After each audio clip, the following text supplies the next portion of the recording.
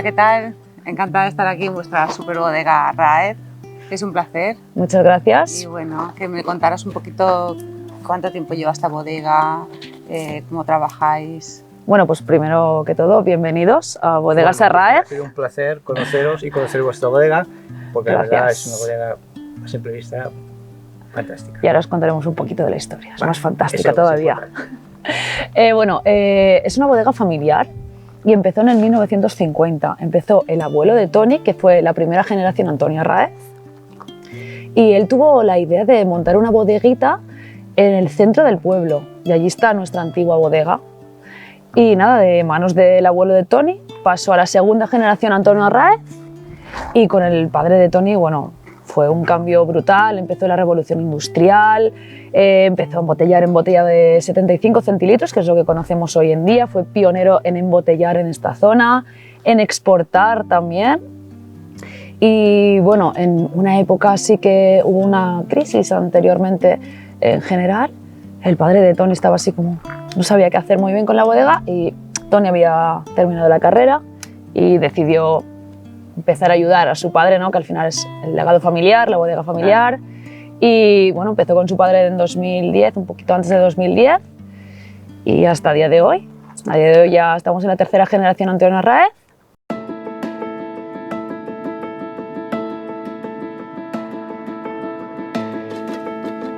Mira, estamos a la sala de barricas, ¿verdad? Sí, así es. Y cuéntanos esta sala tan preciosa que tenéis, Bueno, con pues, estas luces, es un encanto sí. Bueno, le queremos la sala dar de barricas. pues eso, esa forma así como de bodega. Como veis, estamos bajo tierra, por eso estamos así como más fresquitos. No hay aire acondicionado en ningún momento. Es simplemente eso, que estamos bajo tierra. Lo que sí que hacemos es una renovación de aire. Hay un sensor, detecta la temperatura y lo que hace es sacar el aire calentito, coge el fresquito de afuera y luego vuelve a meter para abajo ¿Y a qué fresquito. temperatura estamos ahora aquí? Siempre estamos, Más o menos. Siempre estamos a la ¿Siempre misma. Sí, normalmente siempre estamos a la misma, 16, 18, por ahí. Siempre estamos a la misma temperatura. ¿Y cuántas barricas tenéis aquí, más o menos? Tendremos unas 1000 y pico barricas, el pico largo, 1000 y pico barricas. Y bueno, tenemos barricas de roble francés, americano y húngaro.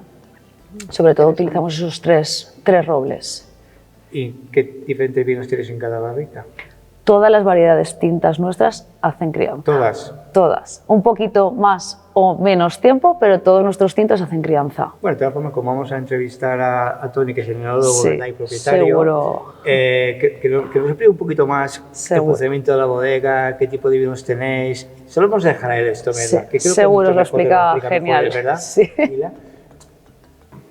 Buenos días, estamos en la bodega Raez, Antonio Raez. Encantado, Antonio, de estar contigo en vuestra bodega. Fantástica bodega. Un placer, impresión un placer. muy buena de vuestra bodega. Y yo ahora quiero que con Laura pues expliques un poquito el histórico de esta bodega, con ella. Porque es una bodega que tiene tradición, ¿no? Porque ya viene de familiar, ¿no? Sí, a ver, realmente yo soy la tercera generación de viticultores de la familia. Todo esto empezó con mi abuelo en el año 50, cuando tuvo la genial idea de meterse en el mundo del vino. Y bueno, con él se sentaron las bases del proyecto. Luego en el año 80 vino mi padre revolucionó la empresa. He de decir que mi abuelo fue de los primeros que empezaron a embotellar y a exportar vino en la Comunidad Valenciana. Con mi padre vino la revolución industrial, crecimos, sobre todo en el arco mediterráneo, desde Cataluña a toda Andalucía. Y yo llegué en 2010, y en 2010 intentamos hacer una pequeña adaptación. Igual que mi padre adaptó la bodega en el momento en el que entró, pues yo la adapté a las necesidades o a la línea que nosotros entendíamos que teníamos que seguir, hacia vinos un tanto diferentes. ¿Y cuáles son las cualidades que puedes destacar de tus vinos? ¿Qué es lo que nos puedes decir? A lo mejor tres cualidades significativas. Igual con 3 no tengo bastante, pero...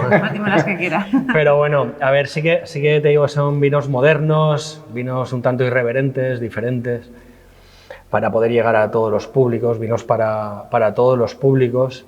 Y bueno, vinos que reflejan un territorio, un terreno, porque nosotros tenemos yo tengo una gran obsesión, que es la de trabajar con las mismas uvas con las que trabajó mi abuelo, ¿no? Entonces al final son vinos que representan la originalidad y la autenticidad de esta zona mediterránea. Estás recuperando un poquito Sí, nosotros desde el primer... Sabes que aquí en España hace como 30 años se arrancaron muchas viñas autóctonas y se plantaron variedades francesas.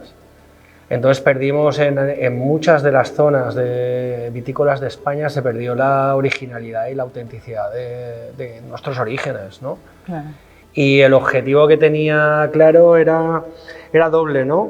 Por un lado, hacer un vino para llegar a todo el mundo, para llegar a un segmento de público al que no se estaba llegando, ¿no? Yo llegué aquí y vi que estábamos en una época de bonanza, en la que todo el vino se vendía, todo funcionaba, pero realmente eran vinos enfocados a un público más veterano, más clásico, más tradicional. Pues nada, si tenemos Pues algo más vamos que a hacer un añadir. brindis por el gran éxito de vuestra bodega. Que sigáis así, que no cambiéis nunca, elaborando estos grandes vinos que hacéis. Salud. Muchas gracias. Salud. Salud y viva la vida. Y viva la vida. Ama la vida.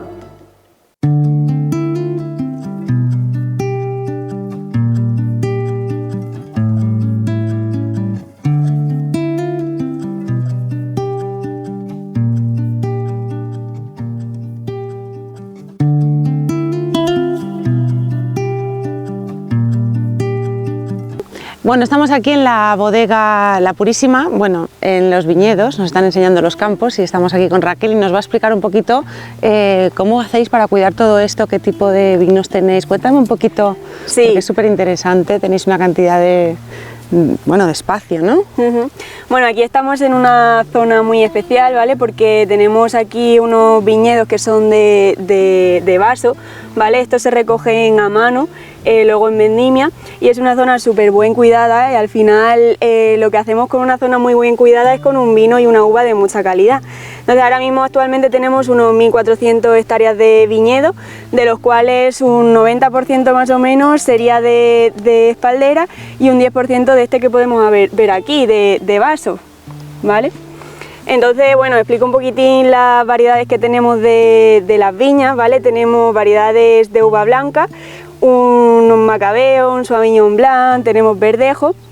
Y luego también de variedades tintas tenemos una amplia variedad, como tenemos Monastrell, tenemos Syrah, tenemos Garnacha, Tintorera, en fin, una amplia variedad, sí. Bueno, Raquel, acabamos de venir los viñedos, unos viñedos con una extensión fantástica que tenéis, 1.400 metros de hectáreas. Es, vamos, una pasada de ver el campo donde realmente se produce la uva, donde empieza el vino, ¿verdad? Pero estamos en la bodega y yo quiero que ahora con Laura les explique un poco cómo es vuestra bodega, ¿vale? Vale, muy bien. Laura, por favor, explícale un poco cómo es, que te explique cómo es la bodega. Muy bien, porque aquí la verdad es increíble ver todo esto. Aquí dentro, como lo tenéis montado, veo que tenéis bueno, diferentes tipos de vinos. Bueno, cuéntame un poco en qué año se fundó la bodega y qué es lo que te llevó a ti a venir a un sitio como este, ¿no? Bueno, pues la bodega se fundó en 1946, Wow. que podemos decir que llevamos 80 años haciendo vino, ¿vale? Y destacar sobre todo que en 1990 hicimos una marca que a día de hoy conservamos, que es la Iglesia Vieja, en honor a un monumento que tenemos aquí en la zona de Yecla. Bueno, venimos de la zona de producción de los vinos y hemos pasado aquí a la zona de barricas y Raquel nos va a explicar, aquí hacemos las catas de vino, entonces nos va a explicar a ver qué tipos de vino nos has puesto y bueno. Sí, mirar, la primera botella que tenemos aquí sería un Philharmonia blanco, ¿vale? Que hemos elaborado nuevo. Es una composición de 3 variedades blancas, que sería el Airen, el Sauvignon Blanc y el Verdejo, que juntos pues hacen eso, una explosión frutal y muy aromático que queda súper fresco y muy suave. Bueno, estamos ya en la sala de barricas, hemos hecho el recorrido por la bodega, hemos sabido la información que transmite esta bodega. Pero ahora, ¿qué te parece si finalizamos haciendo un brindis con este vino que no sé, el que nos has comentado antes, cuál es exactamente? Que nos digas Sí. qué vino vamos a brindar, Sí. porque vale la pena probar vuestros vinos. Vamos a probar el Philharmonia tinto, que es un blend de Monastrell, Syrah, Merlot, ¿vale? Bueno, la cata, una pequeña explicación, siempre tenemos que observar la fase visual, ¿vale? Los colores que tiene el vino. Cuando es un vino joven siempre aparecen colores rojos intensos, azuláceos y violeta, como en este tipo de vino, ¿vale? Y luego pasaríamos a la fase olfativa. La fase olfativa tenemos que observar muchas frutas, ¿vale? Porque es un vino joven, súper expresivo y explosivo en fruta, ¿vale? Y luego la fase gustativa, que es la que más nos gusta a todos, Claro, ¿no? por supuesto, sí. Entonces, Esa es la última, vamos, eso es lo mejor de todo, ¿eh? Sobre todo Sí. probar los vinos y saber lo que estás bebiendo Sí. y con qué lo estás comiendo. sí, al final es un vino con una combinación de gastronomía. Porque el vino con un buen maridaje y con Sí. un buen vino disfrutas de esa comida y de ese maridaje. Exactamente. Bueno, Raquel, primero de todo, muchísimas gracias por colaborar con el Club Viajero Gourmet aquí en Yecla, en vuestra bodega. Ha sido un Agradeceros vuestra visita y Sí, muchas visita gracias. visita nuestra, no vuestra, visita nuestra. Y la verdad que nos ha encantado los viñedos y lo que es vuestra bodega. Muchísimas gracias por todo y A esperamos vosotros. volver en otra ocasión. Salud. Ha sido un placer. Gracias. Situada sobre un cerro en el costado de Poniente, extramuros de la ciudad, se levanta la ermita de Santa Bárbara, al final y en lo alto de la calle del mismo nombre, en un entorno rural, que le confiere un cierto pintoresquismo.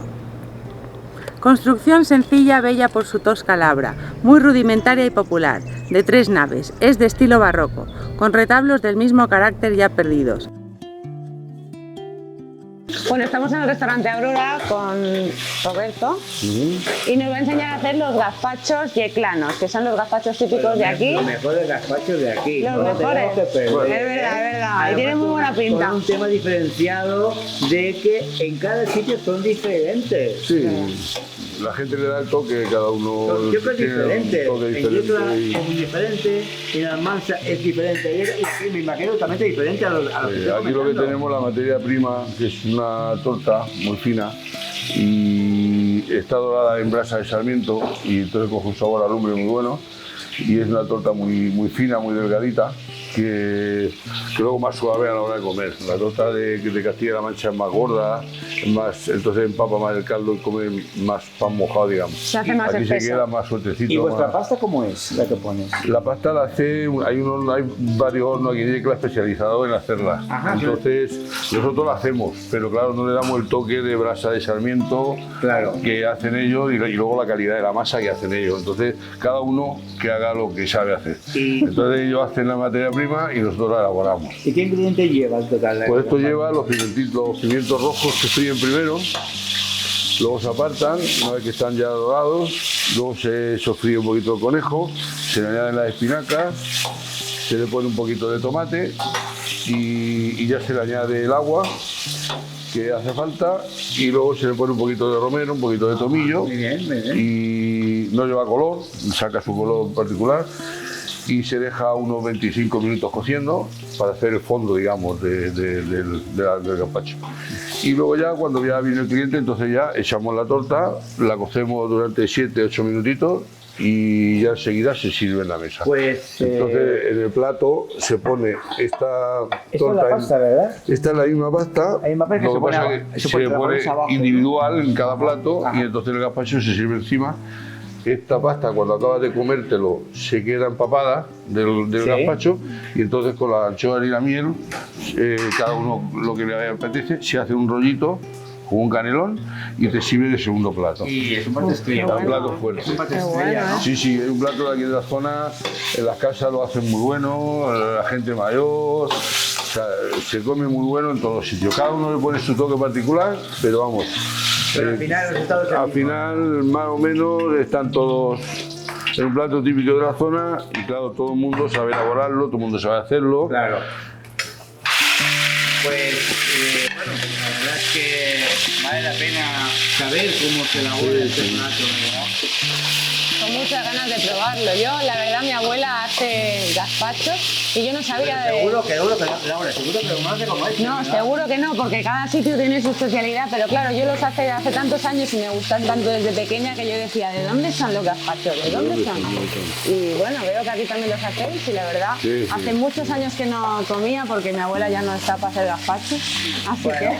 Pues, Pues nada, cuando quieras tú me llamas, yo te lo hago y no Venga, ya está. estupendo. Yo como si fuera tu abuelito te lo hago y ya está encantado. pues Rubén, ha sido un placer ver cómo elaboras este plato de gazpacho, gazpacho manchego, Yeclano, gazpacho yeclano. ya claro, totalmente. Y nada, y luego te vamos a contar qué nos ha parecido este gazpacho yeclano. ¿Qué nos ha parecido? Luego cuando nos lo comamos. Cómatelo, cuando Ah, cuando lo daremos comáis, claro, el me lo feedback. tenéis que decir, claro.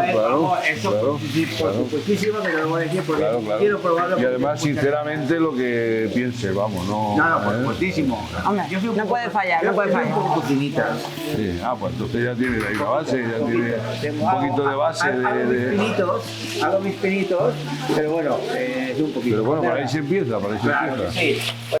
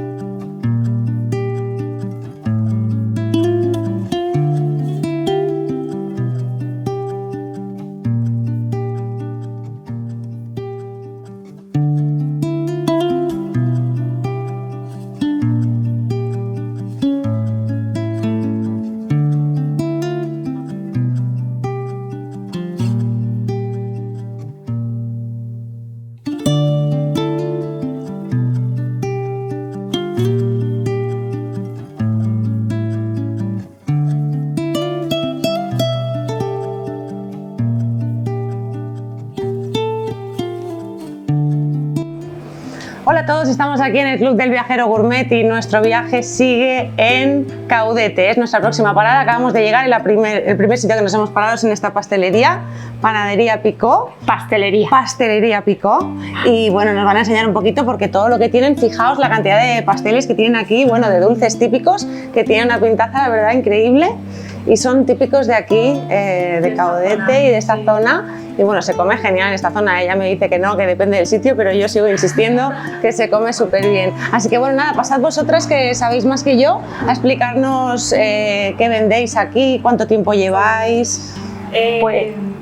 La cuestión es que primero hablar del negocio un poquito, porque habéis visto que es Pastelería Picó. Exacto. Pues un poco también saber dónde viene ese nombre, que nos trae reminiscencias de la cuna del turrón y que se ha querido mantener esa tradición también artesana con este negocio. ¿De dónde viene el nombre de Picó? De Gijona. Las antiguas dueñas fabricaban turrón y de ahí viene el Picó. Utiliza sillería de la antigua necrópolis íbera de Caudete.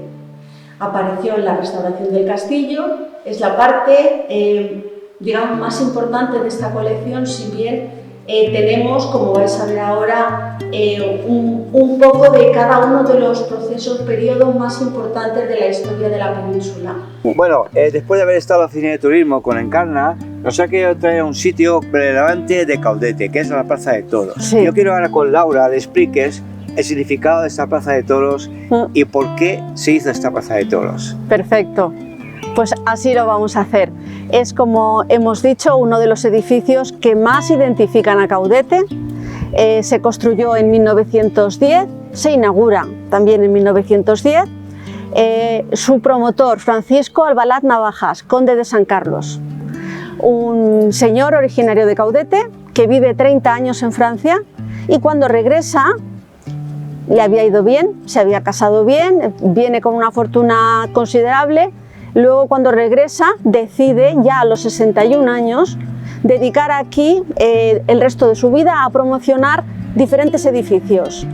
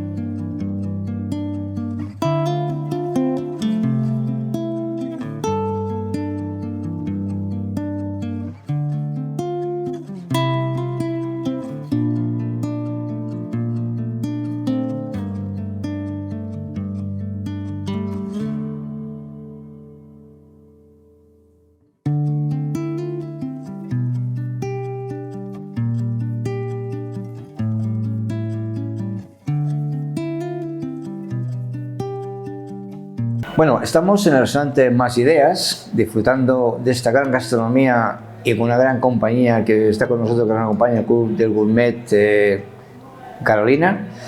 Y obviamente pues el chef Antonio nos ha hecho unos platos gastronómicos muy elegantes y con mucho contenido de la gastronomía que ofrece.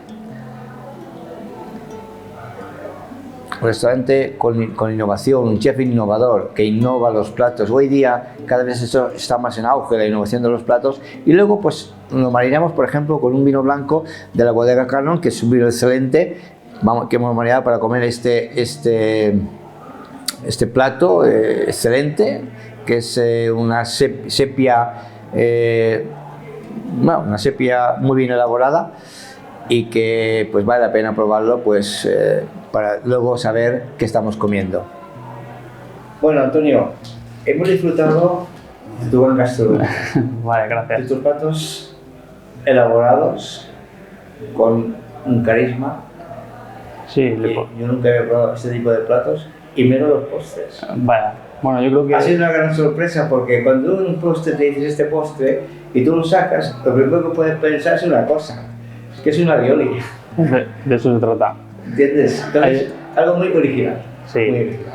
A ver, pues como estamos hablando, yo creo que es una carta es muy sencilla, ¿vale? Porque en base todos son recetas muy sencillas, y en lo que están muy basadas es en la originalidad y en aprovechar muchas veces cosas que solo necesitan una chispa de creatividad para ver que realmente son así, ¿vale?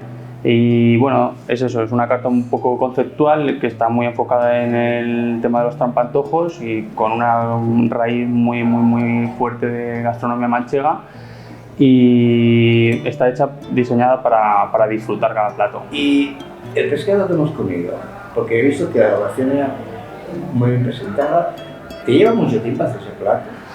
Pues a ver, no está, o sea, nuestras preelaboraciones no son excesivamente laboriosas. De hecho, mira, la mejor manera de explicar, yo tengo un buen amigo que, bueno, entre nosotros visitamos restaurantes estrella Michelin y tal. Casi todos los estrellas Michelin y los restaurantes de alguna relevancia tienen algún plato que es un trampantojo en su carta. Y la mayoría son trampantojos que buscan la perfección, o sea, que tú visualmente digas, ¡guau! Es que empiezas a verle los rincones y dices, es perfecto, ¿vale? Ese no es el objetivo en el restaurante Más Ideas. A simple vista son trampantojos, pero en el segundo 2 ya estás intuyendo cómo lo he elaborado. Por ejemplo... Y mi compañero decía, cuando tú ves un trampantojo de estrella Michelin, dices, joder, ¿cómo lo habrán hecho? Te empiezas a hacerte preguntas de cómo lo has hecho. Claro, cuando tú ves un trampantojo de restaurante Más Ideas, la pregunta no es cómo lo has hecho, es cómo no se me ocurrió a mí antes. Porque son fáciles, o sea, al final un pimiento de piquillo, la transformación en fresa es natural, es prácticamente el propio pimiento de piquillo. Eso es solo ponerle las semillitas. Que por ahí estaba muy bueno. Sí, pues un sabor suave, que la gente reconoce fácilmente, bacalao, pimiento, bechamel, es algo que ahí no hay un trabajo muy importante de innovación en el desarrollo del plato. El trabajo está en la creatividad de presentarlo de esa manera y sobre todo darle el escenario que se merece, porque si ese pimiento lo pusiéramos en cualquier otro soporte, en un plato normal, me costaría mucho. Y perdería. Me costaría mucho convencerte de lo que yo veo en ese pimiento, que es una fresa. Al ponerlo en una caja de fresas, nadie duda. De ese concepto, por ejemplo, me di cuenta cuando hicimos los donuts. Hacemos unos donuts de berenjena y la primera vez que lo hice, yo se lo presenté a mi equipo en un plato.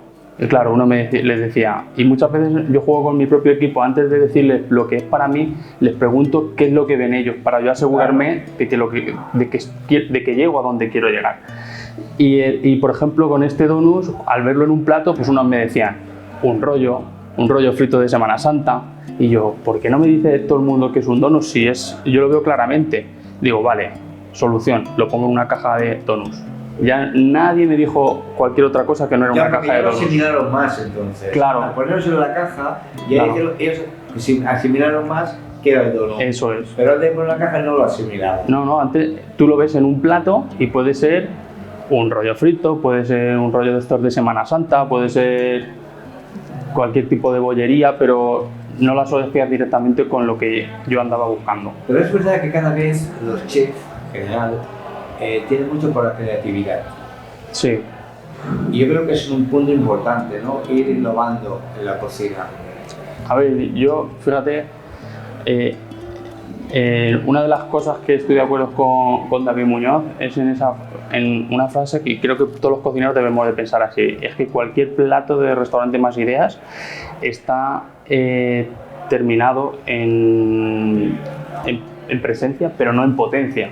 O sea, cualquier plato se puede llevar más allá y alcanzar más perfección y refinar. Por ejemplo, la tortilla de patatas, conforme la habéis probado hoy, le he hecho una modificación en la última vez que la preparé.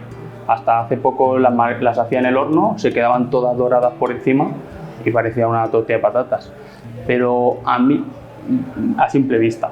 Pero yo, en mi afán por alcanzar un poco más la perfección, sin tampoco irme a grandes elaboraciones o subir mucho el presupuesto con moldes más específicos o cosas, pues pensé, mira, voy a hacer el pastel, lo hago al baño María y en vez de terminarlo en el horno en seco, lo voy a hacer como se doran las tortillas en la sartén. ¿En una sartén? En una sartén. Entonces, el último tostado que le da por la capa de arriba es el mismo que el que le haces a una tortilla. Y eso perfecciona mucho más la receta con poca técnica y poca inversión. Pues nada. Muchísimas gracias por esta velada. Yo esperamos que no sea la última. Yo también he disfrutado mucho vuestra visita y que tengamos muchos proyectos en común. Exacto, pues muchísimas gracias y hasta la próxima. Buenos días, estamos aquí con el Club El Viajero Gourmet en Almansa y hemos venido a la oficina de turismo y nos van a enseñar, Ángel, nos va a enseñar un poquito el casco antiguo y explicarnos un poquito la historia. Un poquito cuáles son los recorridos turísticos que hacen ustedes. Pues normalmente empezamos hablando un poquito de la fortaleza militar del Castillo de Almansa, del ayuntamiento, el fantástico Palacio Renacentista, luego hablamos de la iglesia de la Asunción y luego pasamos por la calle Aragón hasta la Plaza de las Agustinas, que es la plaza de las más antiguas y emblemáticas de Almansa también. Lo primero en el monumento más emblemático de la localidad, el Castillo de Almansa. Muy bien. Castillo fortaleza, porque Perfecto. no es un castillo palaciego, es una fortaleza militar. Perfecto. ¿Dónde estamos ahora? Pues mira, estamos delante de la fachada del actual Ayuntamiento de Almansa. Muy bonita. Es conocido como Casa Grande aquí en Almansa, pero se debería llamar Palacio de Don Alonso de Pina, que fue el que mandó construir este maravilloso ayuntamiento. Entonces ahora estamos delante de la portada de la Iglesia de la Asunción. Es una iglesia que se construye como una gran catedral, desde el siglo XVI hasta el siglo XIX, casi 300 años de construcción. Entonces, dependiendo del momento económico de la época, se van a ir viendo diferentes modelos y diferentes calidades en los acabados. Entonces, podemos encontrar desde gótico, renacentista, barroco, incluso neoclásico. Estamos aquí con el Club del Viajero Gourmet con Lorena, que nos va a enseñar y dar información del Castillo de Almansa, que la verdad es precioso, así que bueno, cuéntanos un poquito, sí. Lorena. Bueno, pues estamos aquí en las escaleras para entrar al castillo. Si os voy a dar unos pequeños detalles antes de seguir con la visita. Y nada, simplemente de que justo desde aquí podemos ver que el castillo se levanta sobre un cerro, en este caso el Cerro del Águila, que es donde se sitúa nuestro castillo. Y nada, vamos a ir subiendo para ya conocerlo, pero desde dentro. Bueno, ya hemos entrado al castillo, estamos aquí como las torres, ¿no? Sí, bueno, estamos ahora mismo en la parte superior de la barbacana. La entrada al castillo tiene una forma especial y es que hace, tiene una forma como de U o de acodo. Este castillo es un castillo defensivo y desde la propia puerta se tenía que defender. Si algún enemigo quería entrar al castillo y se encontraba la puerta cerrada, lógicamente, para poder romperla tendría que ir con una velocidad a una velocidad, claro, tendría que ir rápido para poder romper la puerta, y al acceder al interior, la forma de la barbacana rompería cualquier tipo de ataque en velocidad o en número. Estamos ya en la zona arqueológica de aquí del castillo. Sí, bueno, pues este es un edificio que se ha construido en los últimos años y que alberga pues la zona arqueológica del castillo y también lo que denominamos museo del mismo. Esto lógicamente estaría tapado y cubierto con una bóveda, y al aljibe se accedería a través de un pozo. Era la manera de almacenar agua. Y a continuación pues nos localizamos en los cimientos del edificio que había aquí construido. Bueno, Lorena, estamos ya en el final del recorrido por el castillo y la torre del homenaje. Correcto. Arriba del todo. Y bueno, no sé si tienes algo más que añadir. Nada, simplemente invitar a todo el mundo a que visite nuestro castillo. Nosotros estamos encantados de dar a conocer la rica historia que tiene tanto nuestro castillo como nuestra localidad, y queda todo el mundo invitado. Muchas gracias, ha sido un placer la visita contigo y bueno, nos vemos pronto y recomendamos muchísimo a toda la gente que nos vea que visite el castillo. Bueno, os comento, aquí lo que hacemos es fusionar un poco la cocina manseña, en este caso, con la cocina japonesa. En este caso lo que tenemos son unas típicas pelotas de caldo que se hacen aquí, las acompañamos con un consomé, ¿vale? En este caso las rellenamos con una yoza, con ese relleno, y le rallamos un poquito de limón, ¿vale? Simulando lo que es el bocado de la pelota de relleno.